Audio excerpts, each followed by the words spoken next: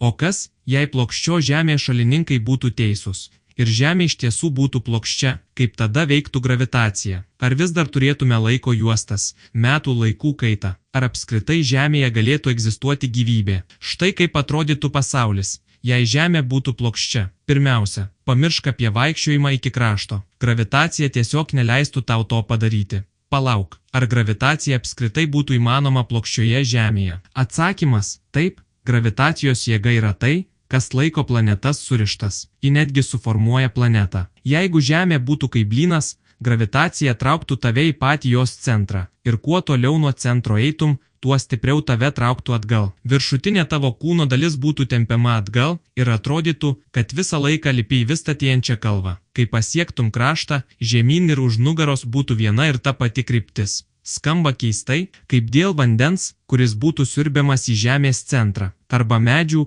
augančių įstrižai, priešinga kryptimi nei gravitacijos trauka. Ir tada dar turime Saulę, kaip plokščia Žemė elgtųsi kosmose. Viena iš plokščios Žemės teorijų sako, kad Saulė sukasi aplink Žemę, o ne atvirkščiai. Kas, jei Saulė iš tiesų skrietų aplink mus, kaip tai daro Mėnulis?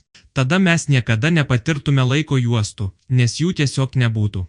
Saulė šviestų tiek viršutinę, tiek apatinę planetos pusę. Tai reikštų pastovę šviesą, be dienos ir nakties ciklo. Taip pat jokios metų laikų kaitos ar Saulės užtemimų. Pati Saulė turėtų būti daug mažesnė, nes priešingų atveju ji iškeptų visą planetą. Nors tiesą sakant, ji tikriausiai vis tiek mus iškeptų, nes be geomagnetinio lauko Žemė būtų be jokios apsaugos nuo Saulės spinduliuotės. Geomagnetinis laukas susidaro kietajame Žemės branduolyje ir saugo mūsų atmosferą nuo išnykimo. Be jo kosminiai spinduliai bombarduotų mūsų kūnus, sukeldami viską nuo vėžio iki DNR pažeidimų. Vandenynai išgaruotų į kosmosą, kartu su oru ir deguonimi. Bet tarkime, kad plokščia Žemė kažkaip turėtų alternatyvą mūsų magnetiniam laukui. Tada tu vis dar būtum gyvas, kad galėtum pastebėti kai kuriuos keistus plokščios Žemės efektus. Pavyzdžiui, tavo šešėlis. Tarkime, turi draugą tokio pat ūgio, bet jis gyvena už 1000 kilometrų nuo tavęs. Saulėtą dieną jūsų šešėliai būtų vienodo ilgio, nes, kitaip nei rutulio formo Žemėje, čia Saulės spinduliai abiems skristų tokiu pačiu kampu.